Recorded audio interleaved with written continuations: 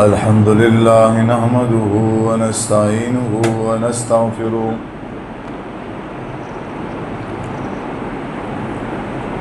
ونعوذ بالله من شرور أنفسنا ومن سيئات أعمالنا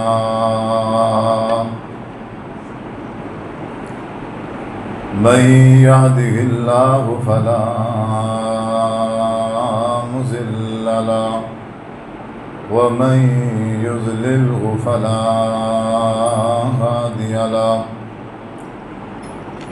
وأشهد أن لا إله إلا الله وحده لا شريك له وأشهد أن محمدا عبده ورسوله أما بعد فإن خير الحديث كتاب الله وخير الهدي هدي محمد صلى الله عليه وسلم وشر الأمور محدثاتها فإن كل محدثة بدعة وكل بدعة ضلالة وكل ضلالة في النار. أعوذ بالله السميع العليم من الشيطان الرجيم. بسم الله الرحمن الرحيم. يا أيها الذين آمنوا اتقوا الله حق تقاته ولا تموتن إلا وأنتم مسلمون. يا أيها الناس اتقوا ربكم الذي خلقكم من نفس واحدة وخلق منها زوجها وبث منهما رجالا كثيرا ونساء واتقوا الله الذي تساءلون به والأرحام إن الله كان عليكم رقيبا. يا أيها الذين آمنوا اتقوا الله وقولوا قولا سديدا يصلح لكم أعمالكم ويغفر لكم ذنوبكم ومن يطع الله ورسوله فقد فاز فوزا عظيما. قال الله تبارك وتعالى في القرآن المجيد والفرقان الحميد. أعوذ بالله من الشيطان الرجيم. أفمن يعلم أنما أنزل إليك من ربك الحق كمن هو أعمى إنما يتذكر أولو الألباب الذين يوفون بعهد الله ولا ينقضون الميثاق والذين يصلون ما أمر الله به أن يوصل ويخشون ربهم ويخافون سوء الحساب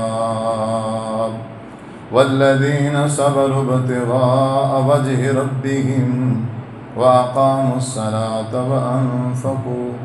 وأنفقوا مما رزقناهم سرا وعلانية ويدرؤون بالحسنة السيئة أولئك لهم عقبى الدار جنات عدن يدخلونها ومن صلح من آبائهم وأزواجهم وذرياتهم والملائكة يدخلون عليهم من كل باب سلام عليكم بما صبرتم فنعم عقبى الدار. والذين ينقضون عهد الله من بعد ميثاقه ويقطعون ما أمر الله به أن يوصل ويفسدون في الأرض أولئك لهم اللعنة ولهم سوء الدار اللہ یبسط الرزق لمن یشاء ویقدر وفرحوا بالحیاۃ الدنیا وما الحیاۃ الدنیا فی الآخرۃ الا متاع۔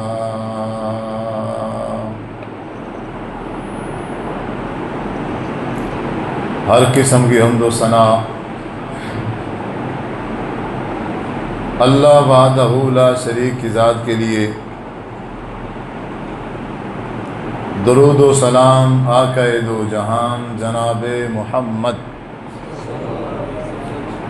صلی اللہ علیہ وآلہ وسلم کی ذات اقدس مبارکہ پر خاص اور مختص ہوں۔ سورۃ الرعد ہے، پارہ نمبر 13 ہے، آیت نمبر 19 سے لے کر 26 تک میں نے تلاوت کی ہے۔ اللہ تعالیٰ فرماتے ہیں أَفَمَنْ يَعْلَمُ أَنَّمَا أُنزِلَ إِلَيْكَ مِنْ رَبِّكَ الْحَقُّ، جو شخص یہ بات جانتا ہے کہ اللہ تبارک و تعالیٰ نے قرآن کو اور حدیث کو حق کے ساتھ حضرت محمد صلی اللہ علیہ وسلم کی طرف اتارا ہے، ایک بندہ یہ ہے، اور دوسرا بندہ وہ ہے جو اس کو حق نہیں سمجھتا۔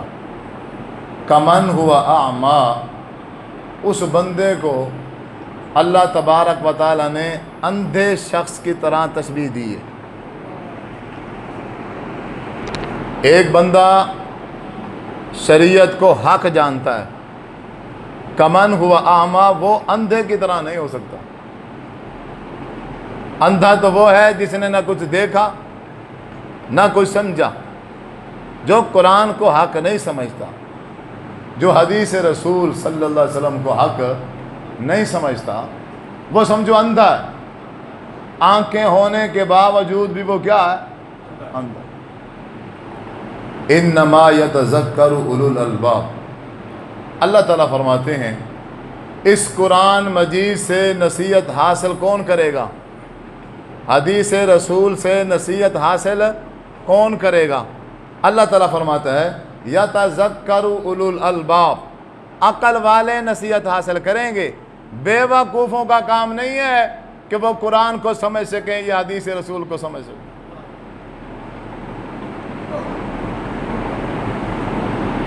اب سوال یہ ہے، ہر بندہ کہتا ہے میں عقل مند ہوں،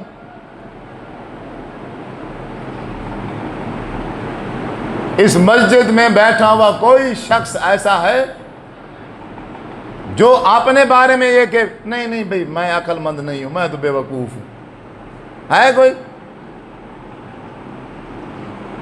ہر بندہ سمجھتا ہے میں عقل کل رکھتا ہوں، جتنا میں ذہین ہوں، جتنی اللہ تعالیٰ نے مجھے عقل دی ہے، اتنی تو کسی کے پاس بھی، ہر بندے کا یہ دعویٰ ہے۔ ہر بندہ اپنے آپ کو سمجھدار سمجھتا ہے، ہر بندہ اپنے آپ کو عقل مند سمجھتا ہے، اور اللہ بھی یہی کہہ رہا ہے، قرآن عقل مند کو ہی سمجھ آئے گا، حدیث رسول عقل مند کو ہی سمجھ آئے گی۔ انما یتذکر اولو الالباب، عقل والا ہی نصیحت حاصل کرے گا، بے وقوف کا کام۔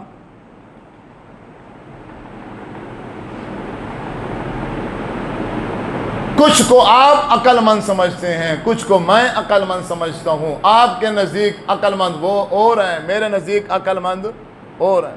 آواز سیٹ کر دو بھائی، آواز کو سیٹ کرو۔ اب ہم قرآن سے پوچھیں گے، اللہ تبارک و تعالیٰ کی کتاب ہی بتائے گی کہ ہم میں سے عقل مند کون ہے۔ آپ جس کو عقل مند کہو گے وہ اور ہوگا، میں جس کو عقل مند کہوں گا وہ اور ہوگا، کیونکہ آپ کی سوچ میں اور میری سوچ میں زمین آسمان کا فرق ہے۔ آپ کا مزاج اور ہے، میرا مزاج اور ہے۔ جو چیز آپ کو اچھی لگتی ہے وہ مجھے اچھی، جس کو آپ اچھا سمجھتے ہو میں اسے اچھا۔ ہم جتنے لوگ ہیں جتنے انسان ہیں ہم سب تمام انسانوں کا مزاج، سوچ اور فکر کیا ہے؟ الگ الگ ہے۔ اگر ہم فیصلہ کرنے لگ جائیں تو ہمارے نزدیک کبھی بھی اس بات پہ اتفاق نہیں ہو سکتا۔ تو اس لیے قرآن سے ہی پوچھیں گے، قرآن ہی بتائے گا، اللہ تبارک و تعالیٰ خود بتائیں گے کہ میں نے انسانوں کو بنایا ہے، میں نے انسانوں کو پیدا کیا ہے، اور میں ہی جانتا ہوں میرے بنائے ہوئے انسانوں میں سے کون عقل مند ہے اور کون بے وقوف ہے۔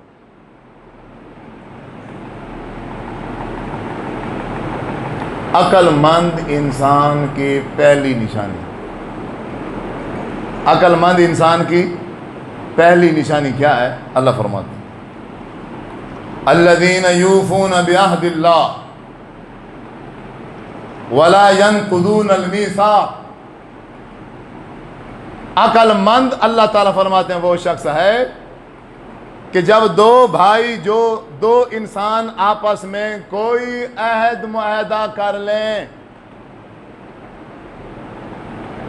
دو مسلمان بھائی جب آپس میں کوئی عہد معاہدہ کر لے تو عقل مند انسان کی نشانی یہ ہے کہ پھر وہ اس عہد کو توڑتا نہیں ہے بلکہ اس عہد کو پورا کرتا ہے۔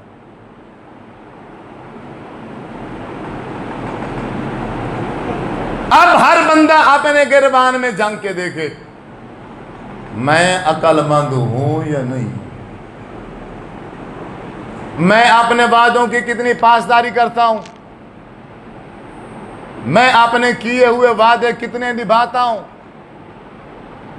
میں اپنے وعدوں پر کتنا پختہ ہوں، کتنا پکا رہتا ہوں میں۔ اور یہاں تو مسلمانوں کا یہ حال ہے، مسجد کے اندر داخل ہو کر قرآن مجید کو سر پہ اٹھا کر جھوٹی قسمیں کھا رہے ہوتے ہیں۔ مسجد میں داخل ہو کر قرآن مجید کو ہاتھ میں لے کے پکا عہد کر رکھا ہے۔ ٹینشن نہیں لینی آپ نے، آپ بے فکر ہو جاؤ، کمال ہوگی یار، اعتماد کرو میرے اوپر۔ اگر میرے اوپر یقین نہیں ہے، یہ دیکھ لو، میں نے قرآن مجید ضامن دے دیا ہے آپ کو، اللہ کی کتاب آپ کے اور میرے درمیان کیا ہے؟ ضامن ہے۔ میں پکا عہد کر رہا ہوں، جیسے کہہ رہا ہوں ویسے ہی کروں گا، آپ ٹینشن نہ لو۔ اور سامنے والا بھولا بندہ وہ کہتا ہے چلے یار یہ بندہ جیسا بھی ہے نا، لیکن اس نے قرآن اٹھا کے کہہ دیا ہے، اب یہ اپنے وعدے کی پاسداری کرے گا، وعدے کی خلاف ورزی نہیں کرے گا، وہ اعتماد کر لیتا ہے۔ اب یہ قرآن اٹھا کے ہی، اٹھاتے وقت بھی قرآن، اس کے دل میں بے ایمانی ہوتی ہے، فراڈی ہوتی ہے، دھوکے کرنے کا ارادہ ہوتا ہے کہ قرآن اٹھا کے ابھی اس سے چیز لے لیتا ہوں، بعد میں پھر دیکھی جائے گی۔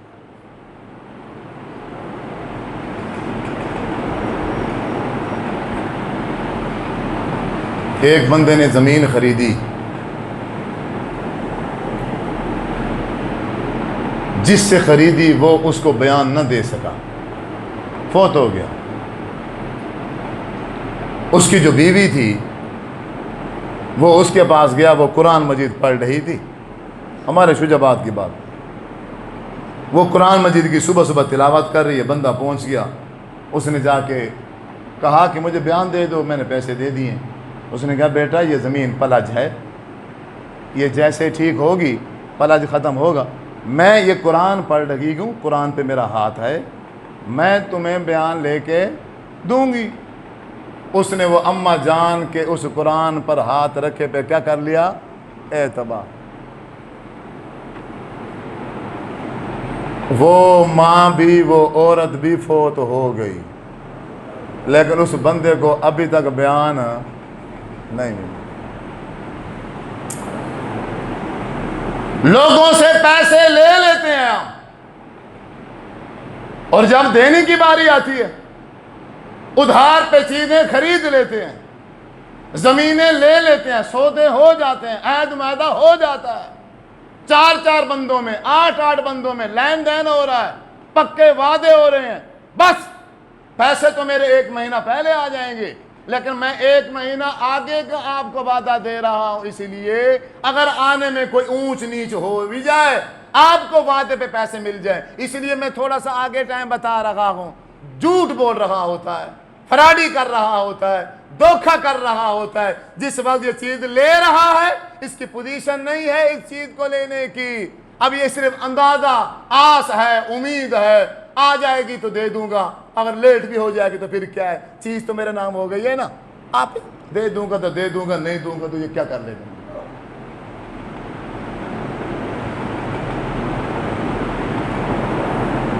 جو مسلمان بھی ہو اور قرآن مجید کو بھی ضامن بنا دے, آپ بتاؤ پھر بندہ کس پہ اعتبار کرے, کس پہ اعتبار بتاؤ. آپ صلی اللہ علیہ وسلم بیٹھے ہیں, ایک جنازہ لایا گیا, آپ سے عرض کی گئی یا رسول اللہ صلی اللہ علیہ وسلم آئیے جنازہ پڑھا دیجیے. آپ نے کہا اس کے اوپر قرض ہے؟ انہوں نے کہا جی ہاں قرض ہے اس پر. فرمایا اس نے قرض اتارنے کے لیے پیچھے کوئی جائیداد بھی چھوڑی ہے, کوئی ترکہ بھی چھوڑا ہے؟ فرمایا جی ہاں ترکہ بھی چھوڑا ہوا ہے. آپ صلی اللہ علیہ وسلم اٹھے اور اس کی نماز جنازہ پڑھا دی. چلے بندہ مر گیا ہے, مقروض ہے, لیکن پیچھے جائیداد ہے, پیچھے ایسے مال چھوڑ کے جا رہا ہے کہ جس کے ذریعے سے اس کا قرضہ اتارا جا سکتا ہے. اور آپ بھی ایک مسئلہ ذہن نشین کر لیں, ابا جی کے فوت ہونے کے بعد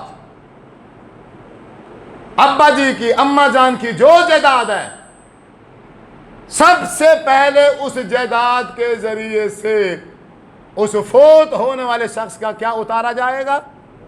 قرضہ.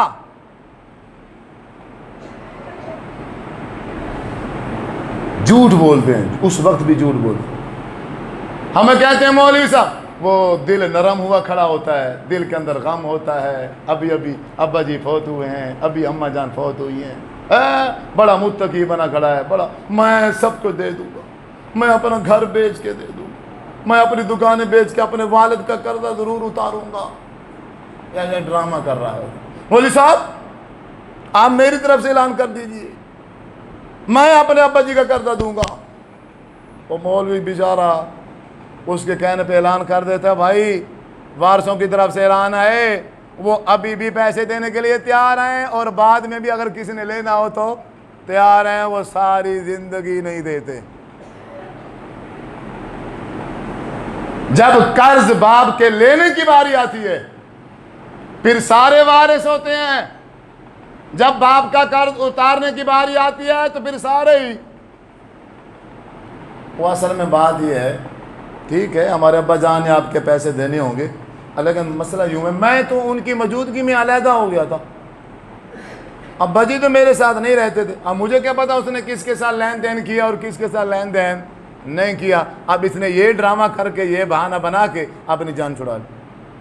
چلیں یہ تو ہو گیا آزاد. اب دوسرے, ہاں میرے ساتھ رہتا ضرور تھا, اب مجھے کیا پتا, دوائی میں نے لکھی ہے, علاج میں نے کیا ہے, کھلاتا رہا ہوں پلاتا رہا ہوں.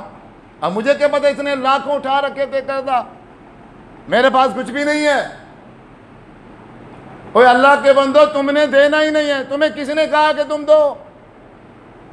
ابا جی جو فوت ہوا ہے اس کی جائیداد ہے نا, اس کی زمین ہے, اس کے پلاٹ ہیں, سب کچھ اس کا اپنا ہے, کسی بچے کو دینے کی ضرورت نہیں ہے.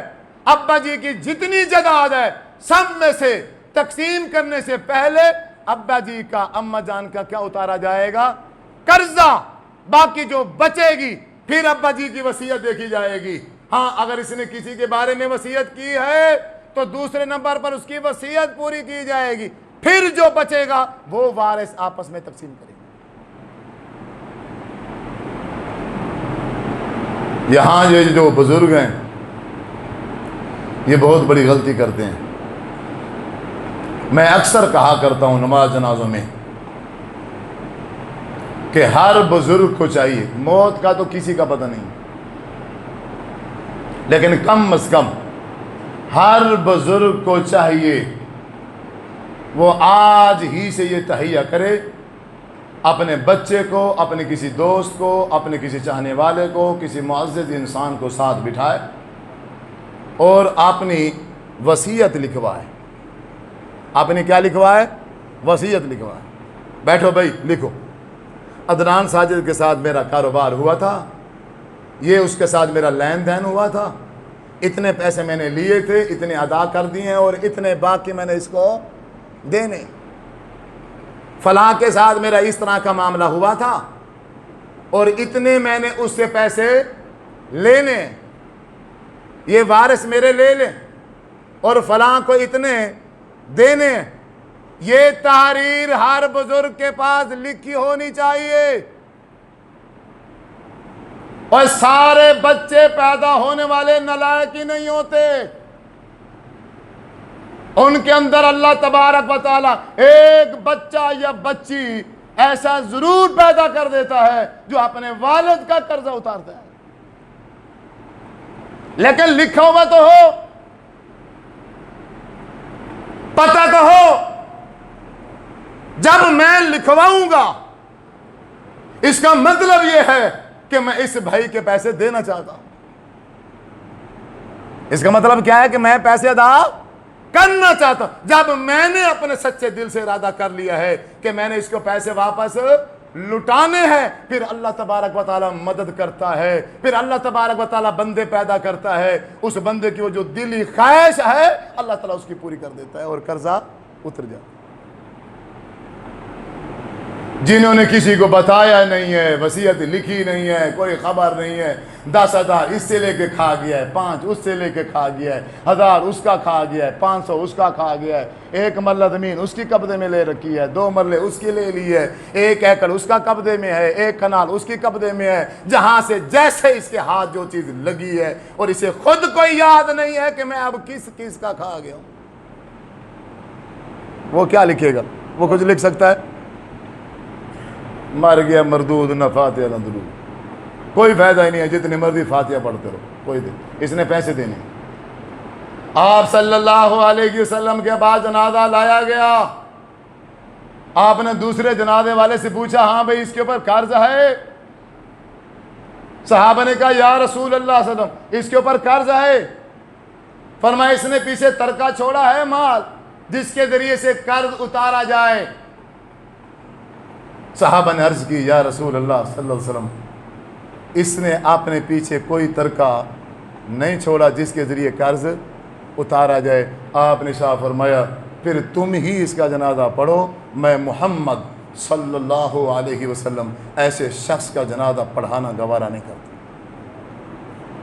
یہ جنازے کے قابل نہیں ہے. ابو قتادہ رضی اللہ تعالی عنہ رونے لگے. عرض کی یا رسول اللہ صلی اللہ علیہ وسلم ہمارا بھائی ہے، یہ ہمارا مسلمان بھائی ہے، اگر آپ اس کا جنازہ نہیں پڑھیں گے بیچارے کا کیا بنے گا؟ 3 دینار ہی قرض ہے نا اس کا.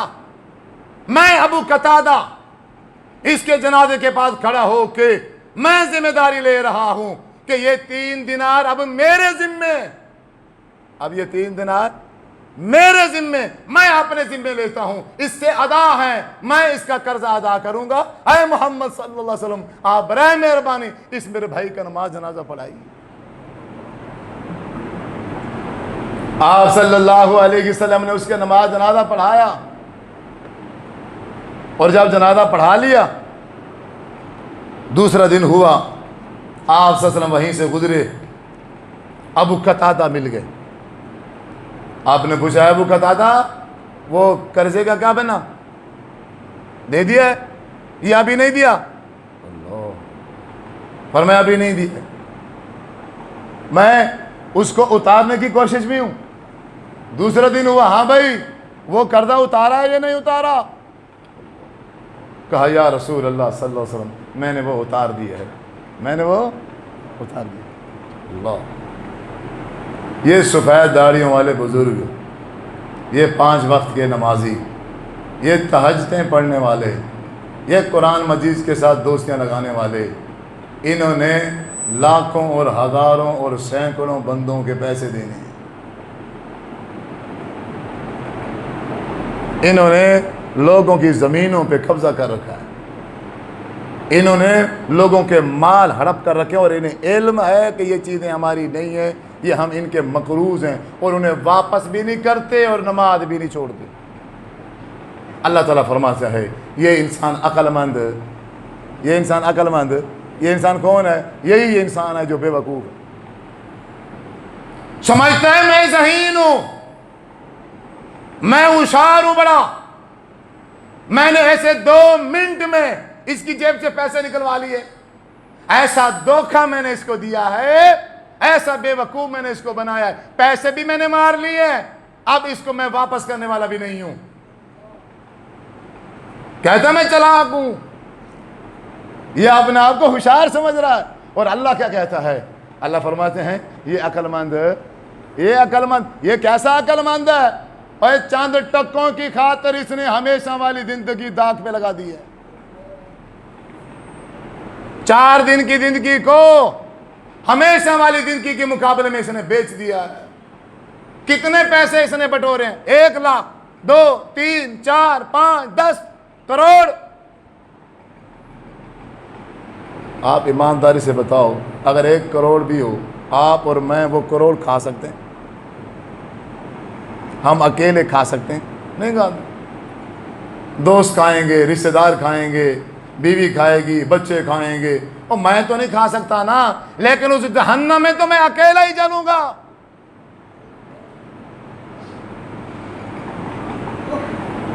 और जिन जिन को मैं खिलाऊंगा, ये कल क़यामत के दिन मेरे मुखालिफ हो जाएंगे, मेरे हक में बयान नहीं देंगे। हाँ, कर्जा हो लेना पड़ता है, हालात इस तरह के बन जाते हैं, लोगों से पैसे लेने पड़ते हैं, ऐद मुआहदा करना पड़ता है, लेकिन फिर अक्लमंद इंसान, मुसलमान इंसान वो है जो फिर अपने उस अहद की क्या करता है? पासदारी करता है, पूरी कोशिश करता है। फिर अल्लाह तबारक व तआला अपने उस बंदे की मदद फरमाता है, वो बंदा अपनी जिंदगी में कर्जा उतार जाता है। सही बुखारी की हदीस है, आप सल्लल्लाहु अलैहि वसल्लम ने शाह फरमाया, बनी इसराइल का एक शख्स था, उसने 1000 दिनार उसने किसी से कर्जा लिया, और वादा जो था, वादा मुकर्रर हो गया कि फलां डेट को मैंने आपको 1000 दिनार, 1000 दिरहम क्या कर देना है? वापस करना। टाइम आ गया, 1000 ले आया। जब आके दरिया पे पहुंचा ना, वो दरिया की दूसरी साइड में रहता था और ये दरिया की इस साइड में रहता। पैसे लेके आया, लेकिन थोड़ा लेट इस तरह हो गया कि इसके दरिया के पास पहुंचने से पहले कश्ती क्या हो गई? वापस चली गई। कश्ती क्या हो गई? चली गई। इसको कश्ती ना मिली, वो सारा दिन में वो एक ही कश्ती जाती थी, फिर दूसरे दिन जाती। अब ये वहां बैठा है, भाई के साथ मेरा मुआहदा था, भाई के साथ मेरा अहद था, पैसे वापस देने, पैसे भी आए, लेकिन अब मैं पहुंच, आय अल्लाह, मेरा वादा था भाई के साथ, अपने वादे के मुताबिक पैसे लेके आया बैठा हूं, तू मेहरबानी कर, कोई जरिया बना, कोई वसीला बना कि वादे के अंदर मेरे ये पैसे उस भाई तक पहुंच जाए। मेरे नबी ने फरमाया, वो लेने वाला भी दरिया की दूसरी साइड पे आया बैठा है। वादा जो था, उसने देखा कश्ती आ रही है, इसमें होगा, जब कश्ती पहुंची देखा तो इसमें तो नहीं है। अल्लाह। अब बैठा बैठा बैठा बैठा वो बेचारा शाम तक तो बैठा, लेकिन इस भाई ने क्या किया, देने वाले ने, जब इसे कोई सूरत नजर ना आई, फिर इसने क्या किया, एक लकड़ी इसे नजर आई, इसने उस लकड़ी को अंदर से खाली किया, अंदर से खाली करके वो 1000 दिनार उसके अंदर रख के, लकड़ी को ऊपर से बंद करके, अल्लाह का नाम लेके उस पानी के अंदर उस लकड़ी को छोड़ दिया। اب اللہ کے حوالے ہے. اب کس کے حوالے ہے؟ اللہ کے حوالے ہے. اب وہ لکڑی جا رہی ہے. مغرب ہونے سے پہلے وہ لکڑی اس دریا کے دوسرے کنارے پہ پہنچ جاتی ہے. اب بندہ مایوس ہو جاتا ہے، یار شام ہو گئی ہے، اب وہ پیسے دینے نہیں آیا. اب اس نے وعدے کی کیا کر دی ہے؟ خلاف ورزی کر دی ہے. اب ایسے گھر جانے کا ارادہ بناتا ہے، سامنے دیکھتا ہے ایک لکڑی آ رہی ہے. وہ کہتا ہے چلیں، پیسے تو ملے نہیں ہیں، یہ لکڑی اٹھا کے گھر لے جاتا ہوں، چلیں کسی جو ہے نا جلانے کے کام آ جائے گی. اب وہ لکڑی گھر لے گیا.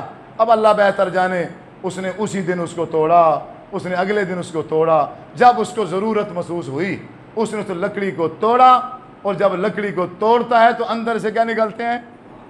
1000 دینار نکلتا ہے، اور کہتا ہے یا اللہ تیرے اس بندے نے اپنے وعدے کے مطابق پیسے پہنچا دیے. کوئی بظاہر ذریعہ نہیں ہے پیسے پہنچنے کا، لیکن میں مخلص ہوں، میں نے ارادہ کیا ہے کہ میں نے اپنے وعدے کے مطابق بھائی کو پیسے دینے ہیں. اللہ تبارک و تعالیٰ ایسے اسباب بنا دیتا ہے جو انسان کے وہم و گمان میں بھی نہیں ہوتے. اللہ تعالیٰ مجھے ریاکاری سے بچائے. میں نے مدرسے کے لیے ایک گھر خریدا 22 لاکھ کا،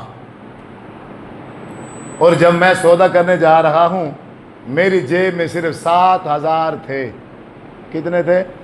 7.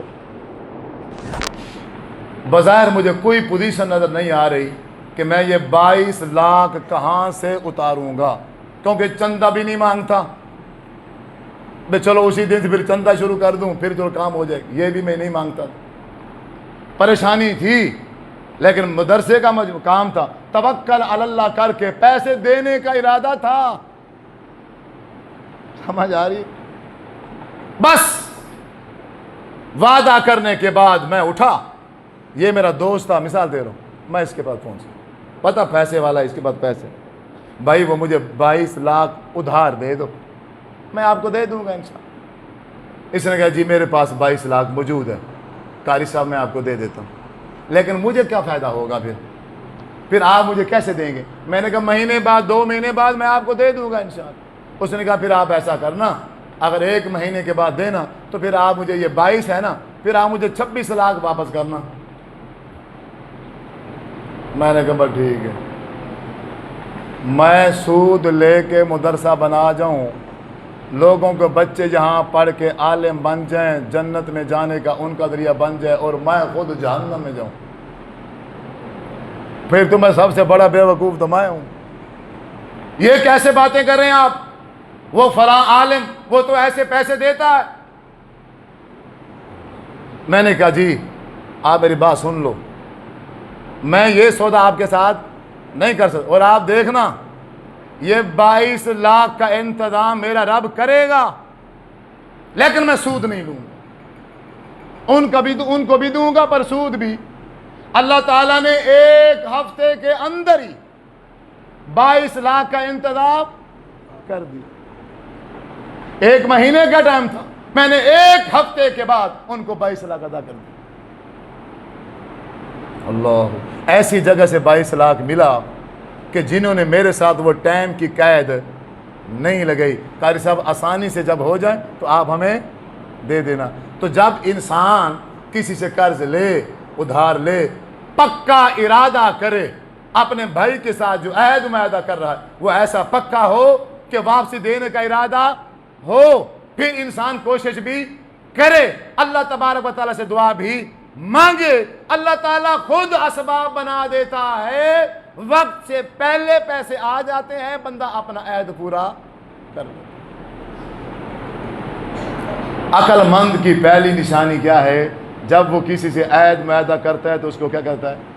پورا کرتا ہے. اسے کیا کرتا ہے؟ نمبر 2، والذین یصلون ما امر اللہ بہ ان یوصل. عقل مند کی دوسری نشانی سنو. عقل مند وہ بندہ ہے کہ اللہ تعالیٰ نے جن رشتوں کو جوڑنے کا حکم دیا ہے وہ انہیں جوڑتا ہے، وہ ان رشتوں کو کیا کرتا ہے؟ جوڑتا ہے. یہ بے وقوفوں کا کام ہوتا ہے کہ وہ اپنی خونی رشتہ داروں کے ساتھ لڑائیاں جھگڑے کر کے दुश्मनी मुंह ले लेते हैं। वो भी किसकी खातिर? वो एक लट्टू यार बनाया, अभी 10 दिन सारे हुए हैं, वो बेवकूफ़ एक इंसान के साथ यारी लगी है, वो बड़ा पैसेदार है, मालदार है, और उसने इसको चकमे दिए हुए हैं। अब ये उसकी खातिर अपने सगे चाचे से लड़ गया है, सगे भाई से लड़ गया है, बाप से लड़ गया है, माँ से लड़ाई कर बैठा है। अब रिश्ते नाते तोड़ता जा रहा है, एक अपने दोस्त की खातिर, एक औरत की खातिर, एक लड़की की खातिर के फला रिश्ता करना है, और ये बंदा रुकावट है, मेरा सगा मामू है, चाचू है, भाई है, कोई भी है, खत्म। ये अक्लमंद। एक मरले की जमीन पे तनाजा हो गया है भाइयों का। वो कहते हैं मैं भी नहीं छोड़ूंगा, वो कहते हैं मैं भी नहीं छोड़ूंगा। अब कोई एक छोड़ेगा तो मसला हल होगा ना। अक्लमंद इंसान, मुसलमान इंसान और सबसे बेहतरीन अच्छा इंसान वो है जो एक मरले की कुर्बानी दे के अपने भाइयों का जो रिश्ता है वो बचा ले। अल्लाह, कोई ऐसा करेगा? वो मरला तो मैंने कह दिया भाई, 1 फुट छोड़ने के लिए कोई तैयार नहीं, 1 फुट छोड़ने के लिए कोई तैयार। और यहाँ तो अगर सोलंग लगी हुई हो ना, थोड़ी सी टूट जाए तो माशाल्लाह हमारे मुसलमान ऐसे हैं, आप 1 महीने के बाद देखोगे वहाँ आपको एक ईंट भी नजर नहीं आएगी। किसी का तंदूर बन रहा है, वो ईंटें सोलंग वाली आ रही हैं। किसकी जानवरों की बंदर बन रही है, ईंटें सोलंग वाली आ रही। कौन पूछेगा? जिसको जितनी जरूरत है वो उसको उठा के इस्तेमाल कर रहा है, और फिर समझता है मुझसे बड़ा मुत्तकी तो कोई नहीं है, मुझसे बड़ा परहेजगार कोई नहीं है। ये धोखा है अपने साथ, ये बेवकूफ़ इंसान की अलामत है। अक्लमंद की अलामत है, अक्लमंद इंसान हर मुमकिन कोशिश करके अपने जो खूनी रिश्ते हैं उन्हें टूटने नहीं दे। आप सल्लल्लाहु अलैहि वसल्लम ने फरमाया, ये जो रिश्तेदारी है, रहम है, ये अल्लाह तबारक व तआला के नाम से निकला है। अल्लाह का नाम अर्रहीम है। अल्लाह का नाम क्या है? अर्रहीम। और ये रहम, ये रिश्तेदारियां जब अल्लाह ने जोड़ी बनाई तब उसने कह दिया था, ऐ अल्लाह तू मुझे बना तो रहा है, लेकिन ये ताल्लुक कितना नाजुक है, ये निभा नहीं सकेंगे, ये तोड़ देंगे। तो अल्लाह ताला ने उस वक्त कहा था, ऐ रहम तू सुन ले, जो तुझे तोड़ेगा मैं उसको तोड़ दूंगा।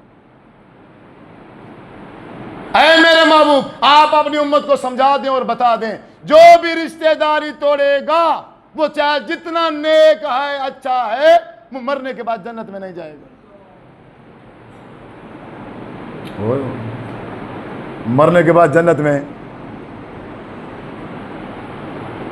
और देखो वस्ती कोई है जरा जन्नत वैसी है कोई?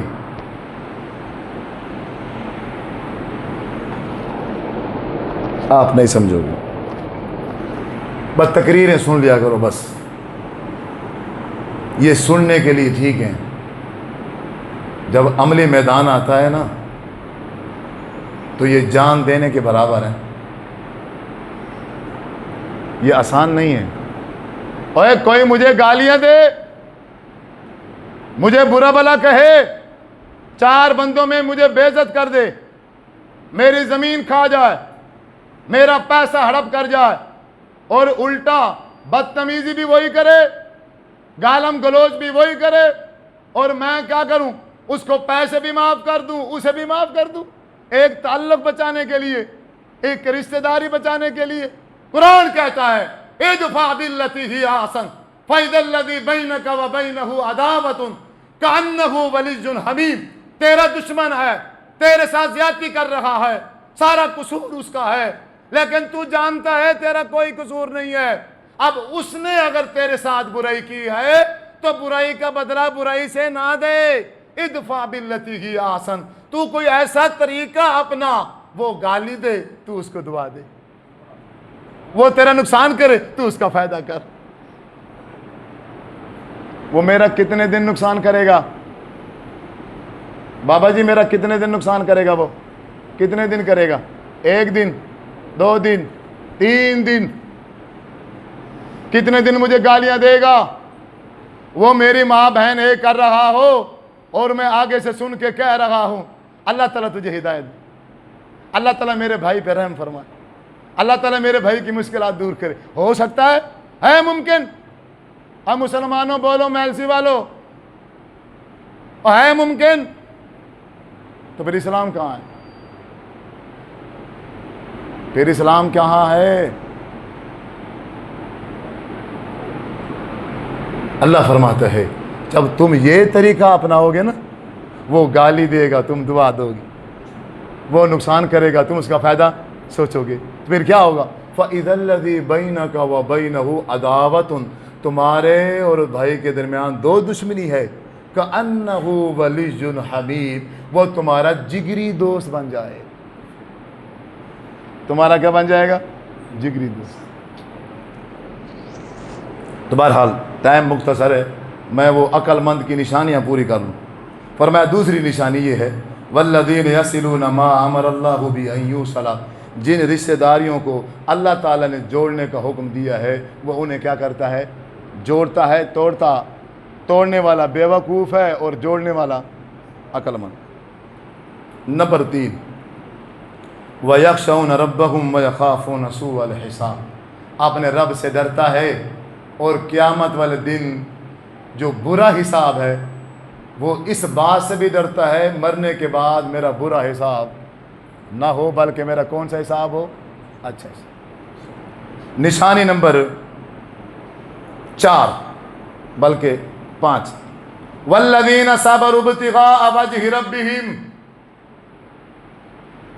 دنیا میں اسلام پر چلنے کے لیے، اپنا عہد معاہدہ پورا کرنے کے لیے، رشتہ داریوں کو جوڑنے کے لیے، جو مصیبتیں آئیں گی، جو پریشانیاں آئیں گی، والذین صبروا ابتغاء وجہ ربہ، اپنے رب کی رضا تلاش کرنے کی خاطر وہ کیا کرتا ہے؟ صبر کر جاتا ہے۔ اور میں قربانی دیتا ہوں اپنی زمین کی، میں قربانی دیتا ہوں پیسوں کی، میں قربانی دیتا ہوں راستے کی، میں قربانی دیتا ہوں رشتے کی۔ اے بھائی مل جائے، خونی رشتہ جڑ جائے، میں تیار ہوں قربانی دینے کے لیے۔ اور اللہ تبارک و تعالیٰ تیار ہے اپنی شریعت میں تبدیلی کرنے کے لیے۔ اللہ تعالیٰ نے کہہ دیا ہے جھوٹ کبیرہ گناہ ہے، لیکن جب تم رشتہ داروں کو آپس میں جوڑو، روٹھے ہوا کو مناؤ، جو ایک دوسرے سے جدا ہے جب ان کو ملاؤ، جھوٹ کبیرہ گناہ ہے۔ اللہ فرماتا ہے اے مسلمانوں، جب رشتہ داری کو جوڑنے کی باری آ جائے، بھائی کو جوڑنے کی باری آ جائے تو تمہارے لیے جھوٹ بولنا بھی جائز۔ جھوٹ بولنا بھی کیا ہے؟ بولو جھوٹ۔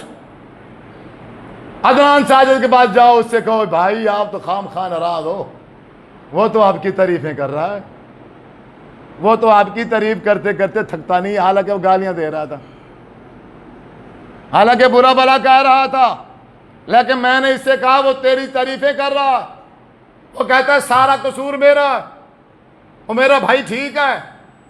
اب یہ بات اس نے دوسرے کو بتائی، وہ بھائی وہ تو تیری تعریفیں کر رہا۔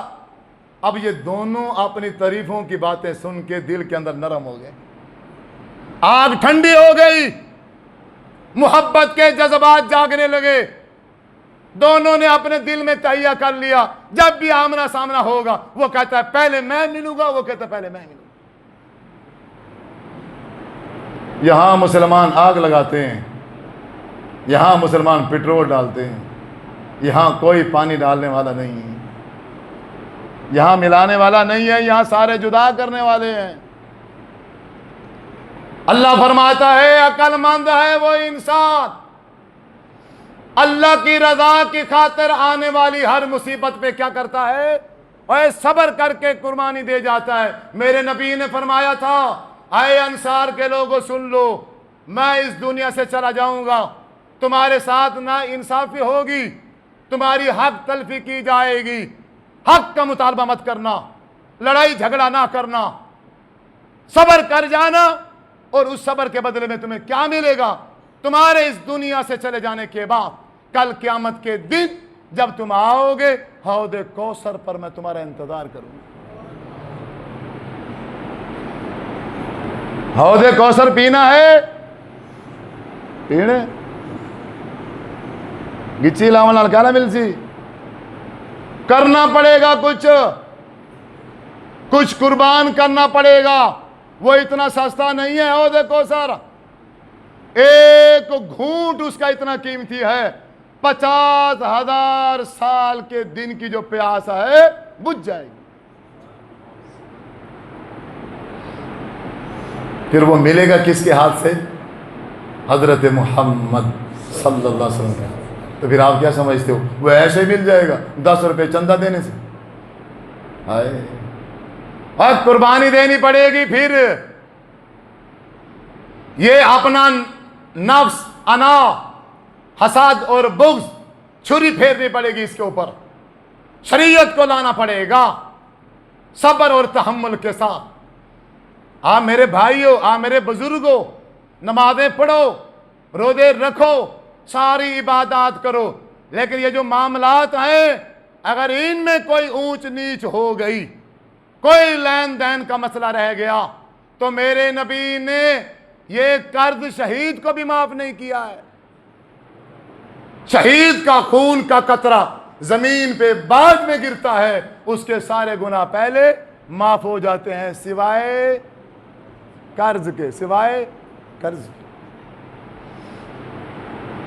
اللہ تعالیٰ اپنی تمام عبادات اگر کسی انسان نے نہیں کی ہیں، اگر میرا خالق اور میرا مالک چاہے گا تو معاف کر دے گا، لیکن جو انسانوں کے ساتھ نہ انصافیاں کی گئی ہیں، جب تک وہ انسان راضی نہیں ہوگا تب تک معافی نہیں۔ اور ہم اس پر اہمیت نہیں دیتے، ہم ان کو معمولی سمجھتے ہیں۔ اور یہاں اللہ تبارک و تعالیٰ فرما رہے ہیں جن لوگوں کا یہ رویہ ہے، جن لوگوں کی یہ حالت ہے، یہ لوگ بے وقوف ہیں۔ عقل مند وہ ہے جو عہد پورا کرتا ہے، عقل مند وہ ہے جو رشتہ داری کو جوڑتا ہے، عقل مند وہ ہے جو اپنے رب سے ہر وقت ڈرتا ہے، عقل مند وہ انسان ہے جو اپنے قیامت والے دن کے حساب اس دنیا میں بنا لیتا ہے کہ میں مرنے کے بعد میرا اچھا حساب ہوگا یا میرا برے حساب سے ڈرتا ہے۔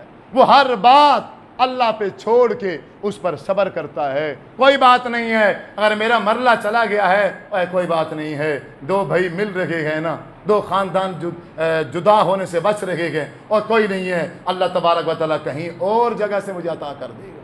اللہ تعالیٰ فرماتے ہیں وَأَنفَقُوا مِمَّا رَزَقْنَاهُمْ سِرًّا وَعَلَانِيَةً، اور آخری صفت یہ ہے کہ جو کچھ ہم نے انسان کو دیا ہے وہ اس میں سے اللہ کے راستے میں کیا کرتا ہے؟ خرچ کرتا ہے۔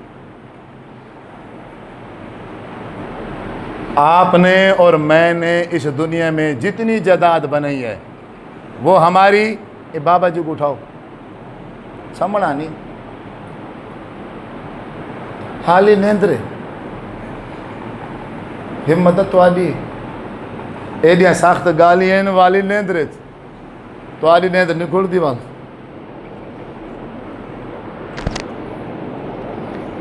چلو کوئی گا،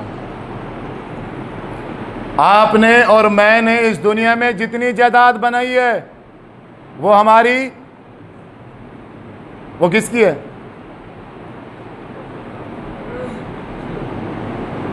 کس کی ہے؟ ساری؟ وہ ہماری نہیں ہے، کہہ رہا ہوں کہ وہ ہماری نہیں ہے۔ میرے نبی نے کہا ہے کہ وہ ہماری نہیں ہے، وہ کس کی ہے؟ ابھی یہاں عدنان ساجد کی روح اگر نکل جائے وہ جائیداد کس کی ہے؟ وہ کس کی ہے؟ وارثوں کی ہے نا، تو میری تو نہ ہوئی۔ ابھی اگر میری روح نکل جائے تو وہ میرا کیا ہے؟ میرا کیا ہے؟ میرے نبی نے فرمایا میرا یہ ہے، یہ جو میں نے سوٹ پہن رکھا ہے یہ میرا ہے، یہ ٹوپی یہ میری ہے، آج جو میں صبح ناشتہ کر کے آیا ہوں، کھا کے آیا ہوں اپنے مال میں سے، وہ میرا ہے، جو میں نے کھا لیا ہے وہ میرا، اور جو بچ گیا وہ میرا نہیں ہے، وہ تو وارثوں کا ہے۔ اور میں اس کو اپنا سمجھ کے بیٹھ گیا ہوں. ہاں میرا کیا ہے؟ حضور نے فرمایا ہے اے میری امت کے بندے، جو تو نے اللہ کے راستے میں خرچ کر دیا ہے وہ صرف تیرا ہے، باقی سارا وارث کو. اب بتاؤ کہ کتنی جائیداد اپنی بنا رکھی ہے. اب بتاؤ، اب ہر بزرگ ہر بندہ بتائے کہ میں 60 سال کا ہو گیا ہوں، 70 سال کا ہو گیا ہوں، میں نے کتنی جائیداد بنا لی ہے، اور میری جائیداد ہوگی وہی جو میں نے اللہ کے راستے میں خرچ کر دی ہے. اور مرنے کے بعد جب میں اللہ کے سامنے پیش ہوں گا، میری انتظار میں کھڑی ہوگی وہ جائیداد، وہ پیسہ اور دولت. اتنی سخت گرمی ہے، اتنی سخت دھوپ ہے، وہ میرے اوپر سایہ کر کے کھڑی ہوگی، وہ میرے اوپر سایہ کر کے کھڑی ہوگی. اور اللہ تعالیٰ ناراض ہے، جتنا ناراض اللہ تعالیٰ قیامت والا دن ہوگا، نہ اس سے پہلے اللہ کا بھی ناراض ہوگا نہ اس کے بعد ہوگا. لیکن یہی میری دولت جب یہ اللہ کے سامنے آئے گی تو حضور فرماتے ہیں جب یہ بندہ اللہ کے راستے میں خرچ کرنے والا رب کے سامنے پیش ہوگا، ادھر سے اس کا وہ خرچ پیش ہو جائے گا. خرچ کو دیکھ کے اللہ تبارک و تعالیٰ کا غصہ ٹھنڈا ہو جائے گا، ٹھنڈا ہو جائے. ہے موڈ پھر ٹھنڈا کرنے کا؟ کوئی اللہ کا غصہ ٹھنڈا کرنے کا ارادہ ہے؟ اے بزرگوں کچھ کر کے جاؤ، ابھی اور کیا لینا ہے دنیا سے؟ سب کچھ تو دیکھ لیا، باقی کیا آخرت رہ گئی ہے. اب اگر اللہ نے موقع دے دیا ہے تو بنا لو. بچوں کی محبت میں آخرت نہ تاک پہ لگا دینا. میرے بچے کا مستقبل، میری بچی کو آپ بناؤ گے مستقبل بچوں کا؟ اللہ بناتا ہے، ہم نہیں بنا سکتے. کون بناتا ہے؟ ہم تو بعض اوقات اپنے بچوں کا مستقبل بنانے کے لیے لاکھوں کروڑوں اکٹھے کرتے ہیں، مرنے کے بعد وہی کروڑوں اور لاکھوں ان کی فساد، ان کی تباہی کا سبب بن جاتے ہیں. وہ اس کو تقسیم کرنے کے چکر میں، اپنے لیے زیادہ حصہ حاصل کرنے کے چکر میں ایک دوسرے کو گولی مار کے، اور باقی جو بچتے ہیں وہ جیل میں داخل ہوتے ہیں. یہ مستقبل ہے؟ یہ مستقبل نہیں ہے. مستقبل کیا ہے؟ مستقبل یہ ہے کہ میں اپنی جائیداد بنا کے جاؤں دنیا میں رہ کے. کون سی؟ آخرت والی. یہ عقل مند انسان ہے. یہ کون انسان ہے؟ عقل مند. اور جس نے صرف بیٹوں کے پلاٹ بنائے ہیں، بیٹوں کی دکانیں بنائی ہیں. اب ہوا کیا ہے لاسٹ میں؟ ساری زندگی کما کما کما کما کما کما بوڑھا ہو گیا ہے. اب بچوں نے اس کو چکر دیا ہے، او بابا جی او بعد میں تو پھر آپ کے انگوٹھے ہی نہیں لگیں گے، بچوں میں ابھی دے دو سب کو تقسیم کر کے. اور سب نے اپنے اپنے حصے کی جائیداد زمین لے کے انگوٹھے لگا کے بابے کو کر دیا فری. اب بابا کبھی میرے ساتھ بیٹھتا ہے رونے لگ جاتا ہے، کبھی اس کے گل لگتا ہے، کبھی اس کے گل لگتا ہے. میرے بیٹوں نے میرے ساتھ اچھا نہیں کیا، اب تو مجھے روٹی کوئی نہیں دیتا، میرے کپڑے کوئی نہیں دھوتا. ساری زندگی تو نے 60 سال داغ پہ لگا دیے. اللہ اور اس کے رسول کی مخالفت کر کر کے صرف بچوں کا مستقبل بنایا ہے، اور بچوں نے دنیا میں ہی تجھے رزلٹ دے دی. یہ سب بزرگ ایسے کر رہے ہیں، اللہ ماشاء اللہ بزرگ ایسے کر کے بیٹھے ہیں.